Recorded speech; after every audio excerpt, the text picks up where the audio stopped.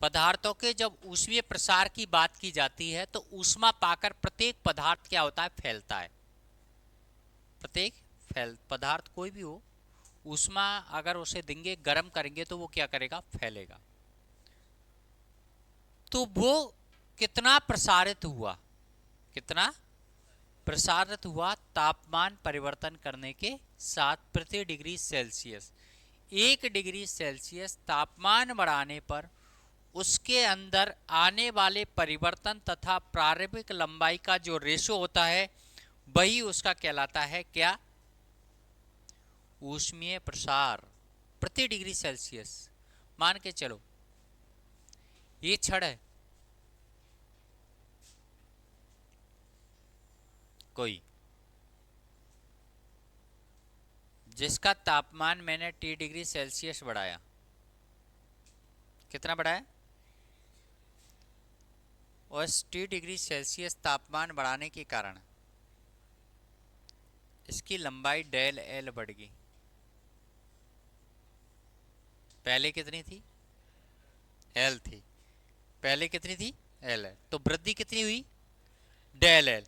तो ध्यान रखना इसका तापमान मैंने T°C बढ़ाया, कितना बढ़ाया, T°C मैंने इसका तापमान बढ़ाया। अगर इसके तापमान में जो वृद्धि हुई है वो मैंने की है डेल टी। डेल टी क्या है हमारे पास, तापमान में वृद्धि। तो यहां पर इसका जो प्रसार गुणांक रहेगा, प्रसार गुणांक यहां पर जो रहने वाला है वो रहेगा इसकी लंबाई में होने वाला परिवर्तन इंटू प्रारंभिक लंबाई इंटू तापमान में परिवर्तन। भाई प्रति डिग्री सेल्सियस अगर करना है जो तापमान जो होगा उसका आपको क्या देना पड़ेगा, भाग, क्या नहीं, तभी तो प्रति डिग्री आएगा। लंबाई से लंबाई का मात्रक कट जाता है तो इसका सिर्फ मात्रक जो रहता है वो प्रति डिग्री सेल्सियस रहता है, प्रति डिग्री सेल्सियस रहता है, ध्यान रखना इस चीज का। तो प्रसार कई प्रकार के होते हैं, एक होता है रेखीय प्रसार, एक होता है क्षेत्रीय प्रकाश, एक होता है आयतन प्रसार। इनमें जो लंबाई में सिर्फ मीटर आता है, क्षेत्रफल में मीटर स्क्वायर आता है, आयतन में मीटर क्यूब आता है। तो इनका अनुपात भी रहेगा 1:2:3। भाई metre, metre square, metre cube, समझ रहे बात। अल्फा बीटा और गामा से इसे प्रदर्शित करते हैं, किसे, अल्फा बीटा गामा। तो ध्यान रखना पहले क्या होता है ये देखेंगे अपन। पहले पदार्थों का ऊष्मीय प्रसार के बारे में लिख लो आप लोग एक बार।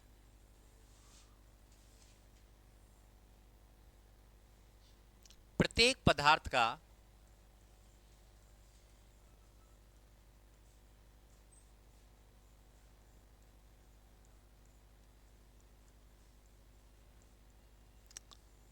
तापमान बढ़ाने पर उससे पदार्थ का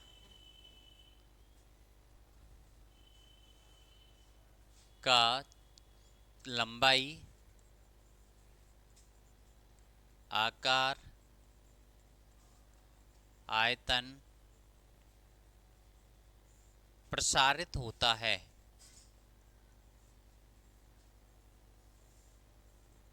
होता है।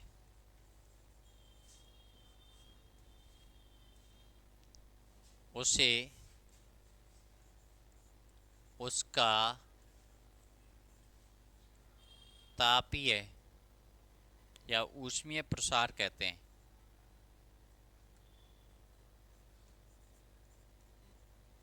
ऊष्मीय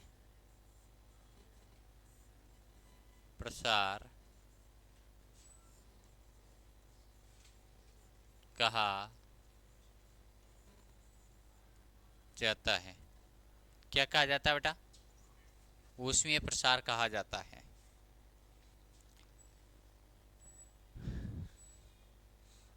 जिसे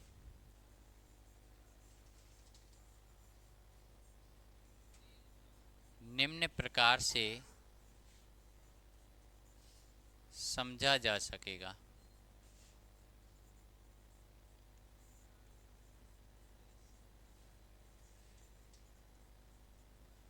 पहला क्या होता है बेटा बताओ?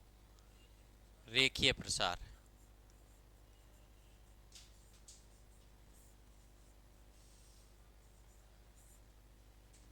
रेखीय प्रसार देखो, एकांक लंबाई की छड़ का तापमान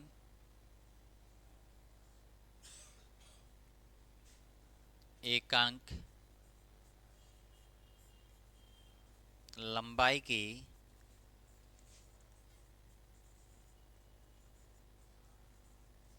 छड़ का तापमान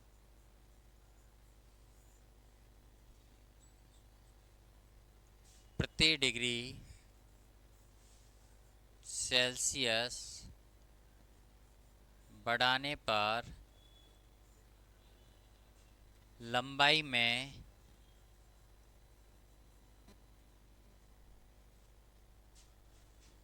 होने वाला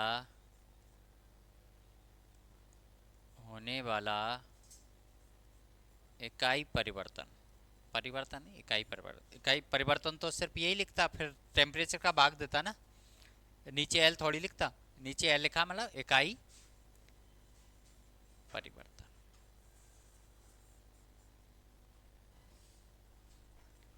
उसके रेखीय प्रसार को दर्शाता है, जिसे अल्फा द्वारा प्रदर्शित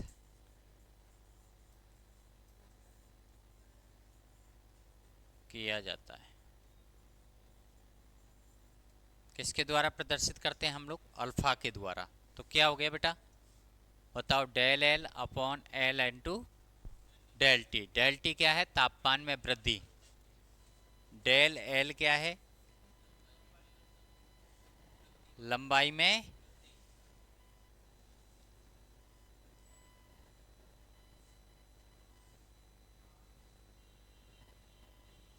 वृद्धि। डेल टी क्या है? तापमान में वृद्धि। और एल है प्रारंभिक लंबाई।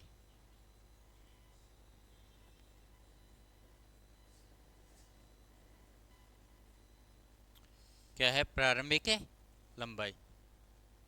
क्लियर? कोई दिक्कत?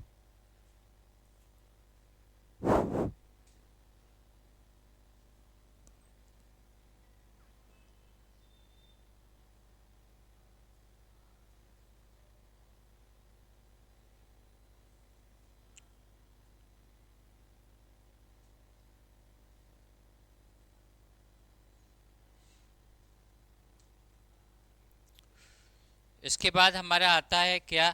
क्षेत्रीय प्रसार। क्षेत्रीय प्रसार, ये तो क्या था?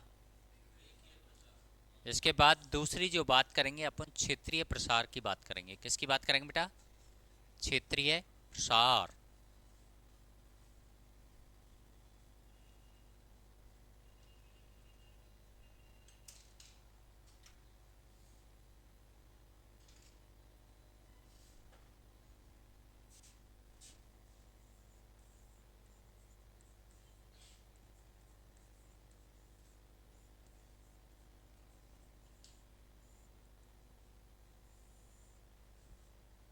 जिसे कि बीटा के द्वारा हम लोग दर्शाते हैं।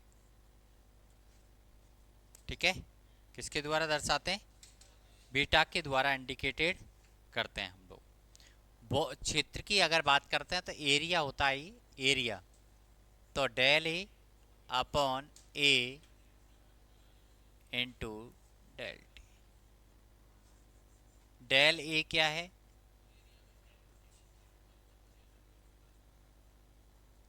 मैं वृद्धि। ए क्या है? क्षेत्रफल। और डेल टी क्या है? तापमान में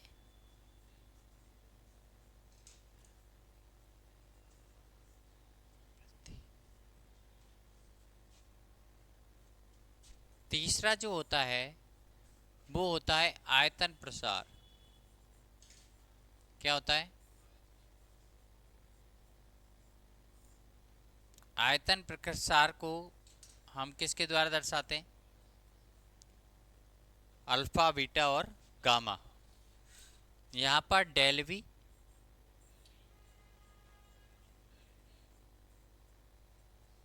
ध्यान रखना, डेल वी जो है आयतन में वृद्धि,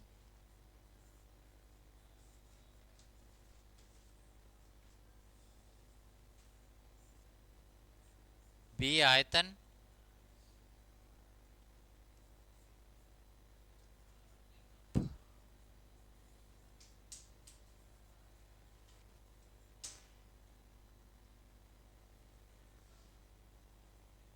और डेल टी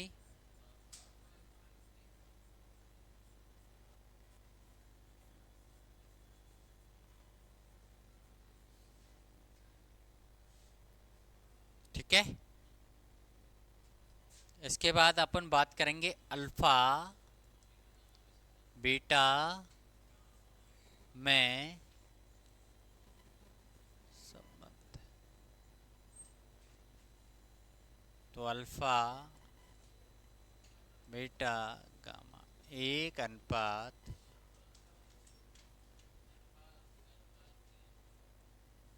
अल्फा, आप कह सकते हैं 2 अल्फा 3 अल्फा, यानी 1:2 अनुपात।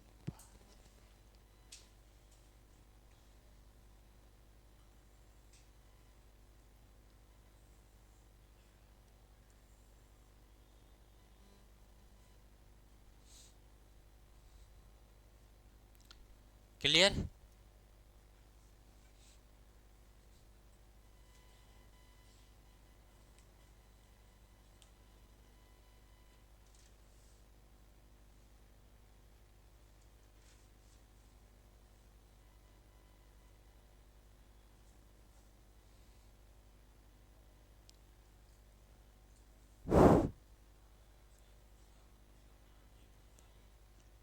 ये गुणांक है।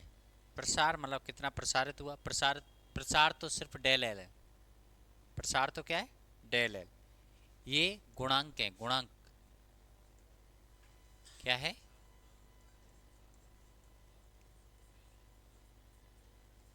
प्रसार तो सिर्फ ये है, ये प्रसार है, ये प्रसार है, और वहां पर डेल एल प्रसार था। हैं? प्रसार एक अलग चीज है, प्रसार गुणांक है। डेल एल का भाग देंगे तभी तो जाके प्रसार आएगा। प्रसार एक अलग चीज। प्रसार मतलब कितना प्रसारित हुआ तापमान पाकर प्रति डिग्री सेल्सियस, तापमान का भाग लगेगा उसमें सिर्फ।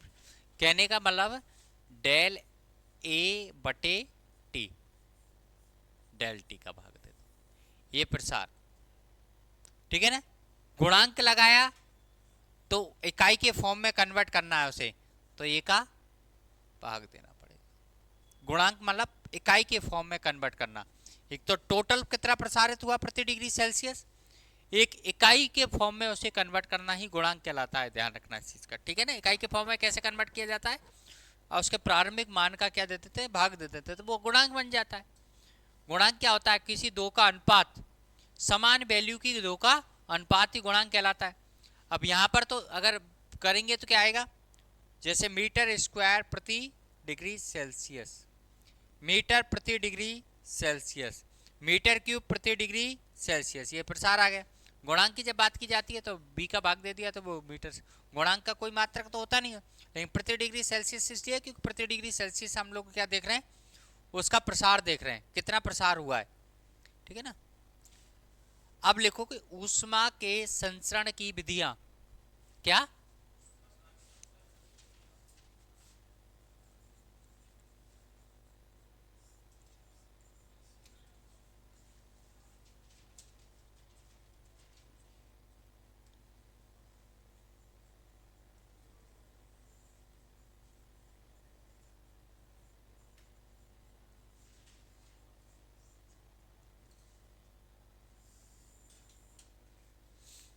ऊष्मा के संचरण की विधियां क्या क्या होती है बताओ। ऊष्मा के संचरण की अगर विधियां होती हैं तो ऊष्मा किस तरह से संचित हो रही है। ऊष्मा का संचरण क्या होता है कि ऊष्मा का एक स्थान से दूसरे स्थान तक किस प्रकार से संचरण हो रहा है, यानी ऊष्मा एक स्थान से दूसरे स्थान तक किस प्रकार से गति कर रही है, यही ऊष्मा का संचरण कहलाता है। समझ रहे बात। ऊष्मा का संचरण की विधियां कौन कौन सी हो सकती हैं। अलग अलग पदार्थों में ऊष्मा जो संचरित होती है वो अलग अलग प्रकार से होती है। जैसे कि ठोसों में, ठोसों की अगर बात की जाए तो ठोसों में जो ऊष्मा का प्रसारण होता है वो कंडक्शन के माध्यम से होता है। किसके माध्यम से होता है। कंडक्शन मतलब चालन। यह सिर्फ ऊष्मा चलती है, पदार्थ का कोई कण गति नहीं करता है। अगर मैं द्रवों की बात करूं या गैसों की बात करूं तो ऊष्मा का जो संचरण होता है वो पदार्थ के कणों के माध्यम से होता है। जैसे कि केतली में पानी गर्म किया तो पानी उबलता है तो नीचे का पानी ऊपर आता है, मतलब पानी एक स्थान से दूसरे स्थान तक जाकर ऊष्मा का संचरण कर रहा है। पदार्थ के कण वायु यहाँ पर गर्म कर रहे हैं तो वायु जैसे ही गर्मी होगी तो फैलेगी, इधर उधर प्रसारित होगी तो गर्म वायु क्या होती है, एक स्थान से दूसरे स्थान तक ऊष्मा ले जा रही है, खुद ध्यान रखना चलकर। तो इसको कहते हैं हम क्या, संवहन। क्या बोलते हैं, संवहन। और तीसरा होता है रेडिएशन यानी विकिरण। विकिरण में ना तो कोई माध्यम की जरूरत पड़ती है, ना ही कोई गण गति करता है, ना ही कोई गण गति करता है। माध्यम की भी जरूरत नहीं थी। जैसे सूर्य है, सूर्य से पृथ्वी पर इतना तापमान आ रहा है, बीच में तो क्या होगा, निर्वात होगा ना भाई। अंतरिक्ष भी तो पड़ रहा है नीचे में, अंतरिक्ष से होते हुए भी आ रही है ना ये तापमान। तो ये क्या विधि है, ये विकिरण विधि है, इसमें किसी माध्यम की आवश्यकता नहीं होती है। तो देखो ऊष्मा के संचरण की विधियां, पहला है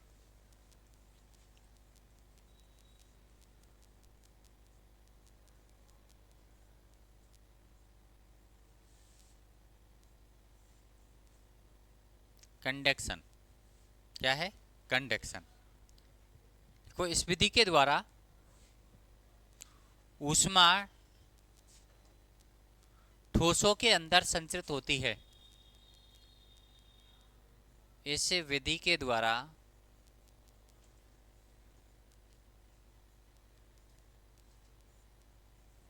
ऊष्मा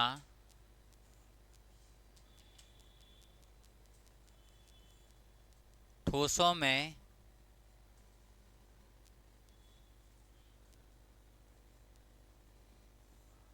संचरित होती है। ठोसों में क्या होती है, संचरित होती है।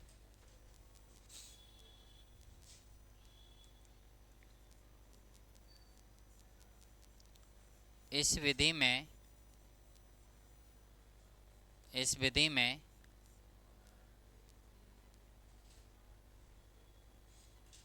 माध्यम का कोई कण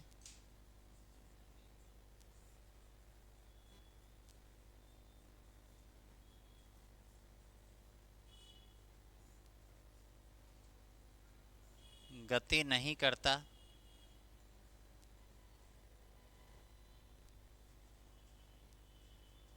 सिर्फ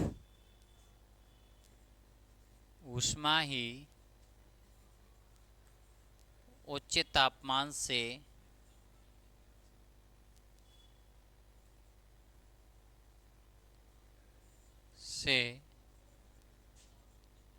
निम्न तापमान की तरफ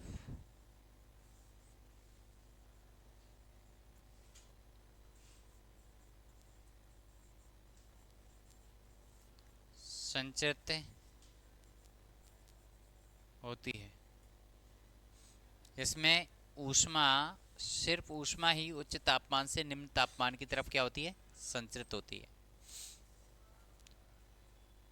जैसे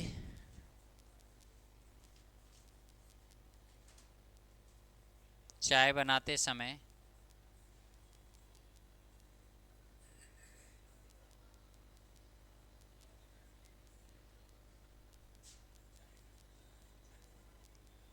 केतली के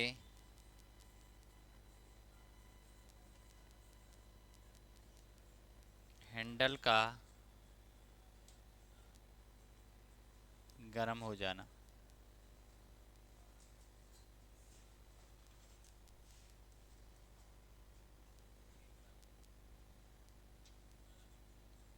छड़के के एक सिरे को गर्म करने पर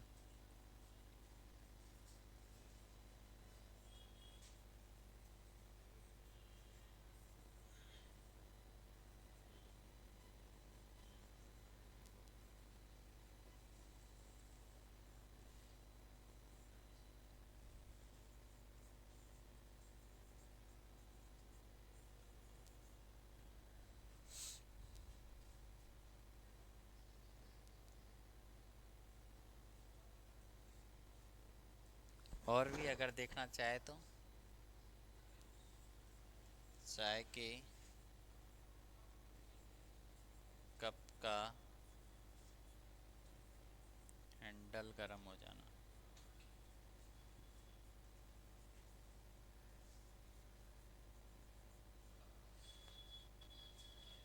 ठीक है।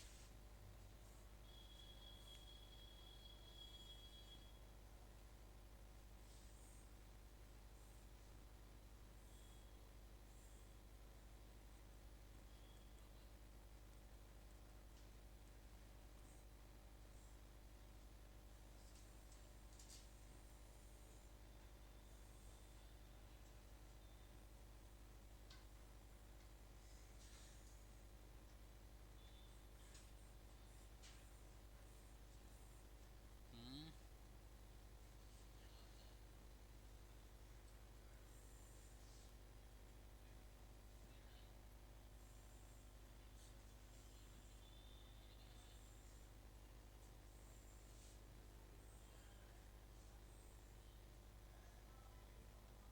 तो यहाँ जो ये गर्म हो रहा है ये हैंडल, ये किसके कारण हो रहा है? किसके कारण? यहाँ गर्म हो जाएगा ना। तो ये ऊष्मा का जो संचरण हो रहा है ये कहलाता है बेटा संवहन है। सॉरी, हाँ हाँ चालन है। चालन ऊपर ही गलत लिख रखा है क्या? चलो, कंडक्शन यानी चालन ही होता है कंडक्शन का मतलब चालन। ठीक है। और यहाँ से पानी उबलता हुआ क्या हो रहा है? ऊपर की तरफ जा रहा है पानी उबलते हुए। गर्म पानी ऊपर आ रहा है और ठंडा नीचे जा रहा है। तो ये क्या कहलाएगा हमारा? संवहन। क्या कहलाएगा बेटा? और ये जो यहाँ से हीट यहाँ तक जा रही है ये कहलाएगा विकिरण। क्या कहलाएगा? विकिरण। राइट, कोई दिक्कत? चलो, तो ऊष्मा का पहला मेथड क्या हुआ? कंडक्शन। क्या हुआ? कंडक्शन। दूसरे मेथड की अगर बात करें तो वो है हमारा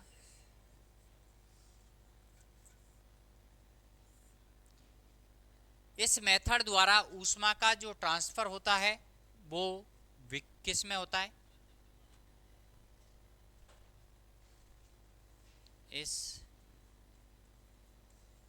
विधि द्वारा ऊष्मा द्रव्य गैसों में होती है। वह गैसों में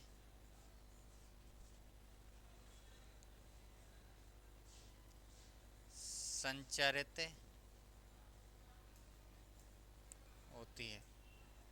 किस में संचरित होती है? द्रव और गैसों में। इस विधि में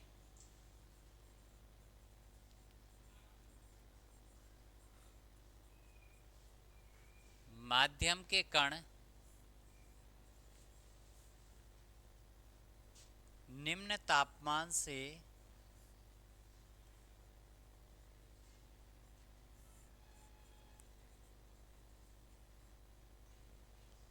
उच्च तापमान से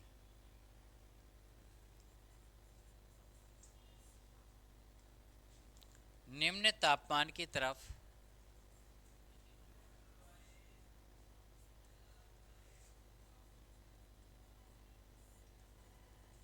की तरफ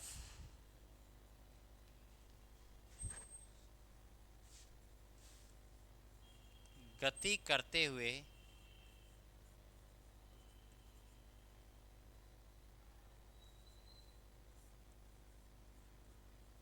ऊष्मा को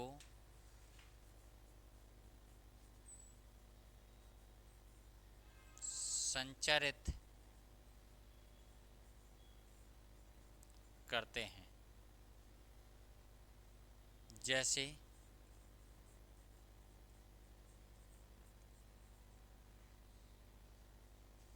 पानी को गर्म करने पर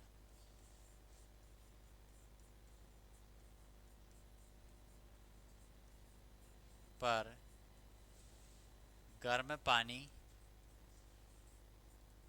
ऊपर उठता है,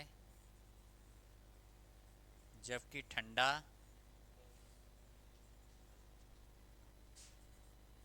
तले में आता है। दूसरा बात, इसे विधि द्वारा ही एसी रूम में ऊपर लगा होने पर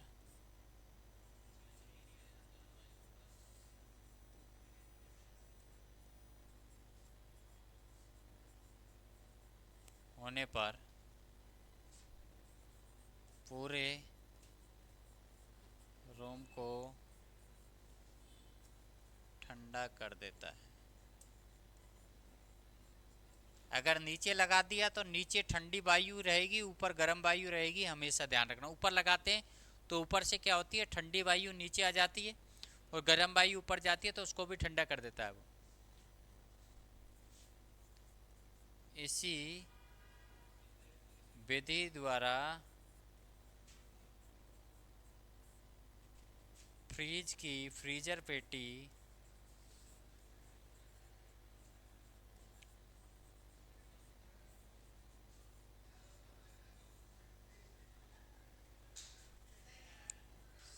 संपूर्ण फ्रीज को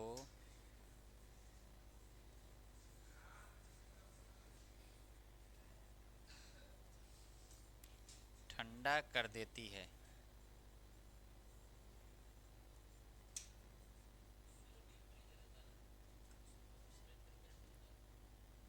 किसमें? उसमें साइडों में होते हैं ना, तो साइडों में होते हैं बक्सा। उसमें देखना आप लोग, कोटिंग किसकी रहती है? एल्यूमिनियम की रहती है। तो एल्यूमिनियम ठंडा हो जाता है, साइडों में लगे रहते हैं। अब एल्यूमिनियम की कोटिंग को हटाएगा तभी तो पता लगेगा फ्रीजर कहाँ लग रहा है। भाई उसमें साइड में रहते हैं, कंप्रेसर होता है नीचे, वो साइडों में नलियाँ रहती हैं, साइडों से जाता है।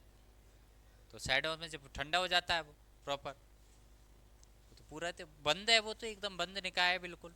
तो उसमें साइडों में होते हैं, साइडों में फ्रीजर लगे, वो लगे रहते हैं। उसकी खोखला रहता है, उसको कभी प्लास्टिक का जो खोल रहता है, और अंदर ये देखना, उसको कभी उठाओगे ना तो अंदर कोटिंग रहती है किसकी? एल्यूमिनियम की। तो उनके बीच होता है। उसमें भी तो होती है, फ्रीजर में भी तो होती है। फ्रीजर में भी तो कोटिंग होती है। वो पूरा ही फ्रीजर है, यूँ मान के चल। फ्रीज जो है ना, वो पूरा ही फ्रीजर है एक तरह का। फ्रीजर में देखना तुम, कभी फ्रीजर को साफ करते हो तो उसमें भी तो कोटिंग रहती है मेटल की। तुम्हें क्या दिखता है उसमें, बता ना मुझे। तुम्हें तो कुछ नहीं दिखता, उसका कंप्रेसर तो नीचे लगा रहता है। वो पीछे नली रहती है, ऐसे घूम घूम के उसमें हवा जाती है, वो कंप्रेसर होकर ठंडी हो जाती है, फ्रीजर के अंदर जाती है वो उस कोटिंग के चारों तरफ है।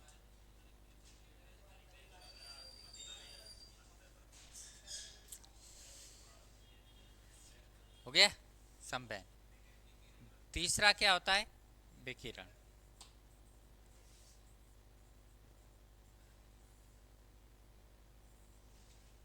विकिरण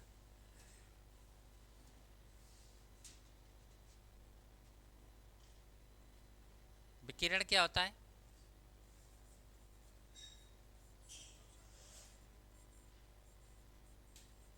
इस विधि द्वारा विधि में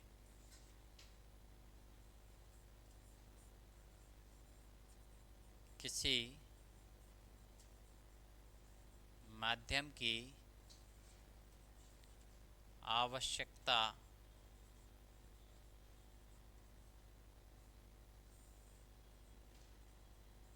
नहीं होती।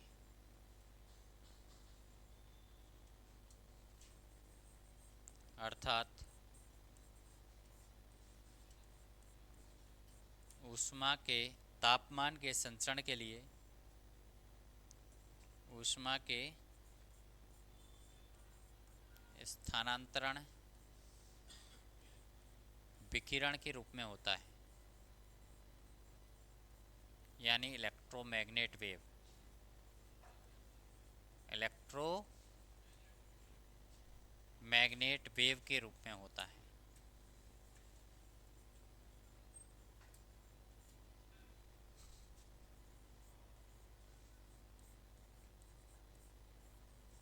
कैसे होता है बेटा? इलेक्ट्रोमैग्नेट वेव के रूप में बेसिकली ऊष्मा का संचरण यहाँ पर होता है। जैसे सूर्य से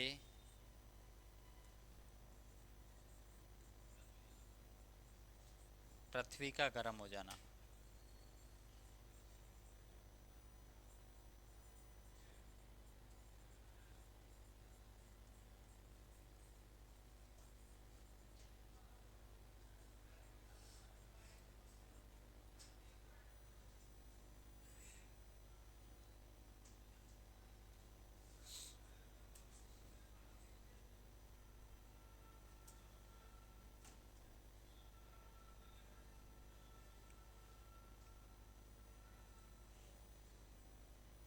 हो गया।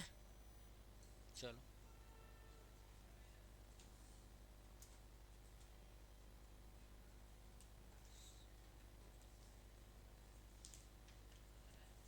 कहाँ जा रहा है? भाग जा तो भाग जा। अब उसके बाद लिखोगे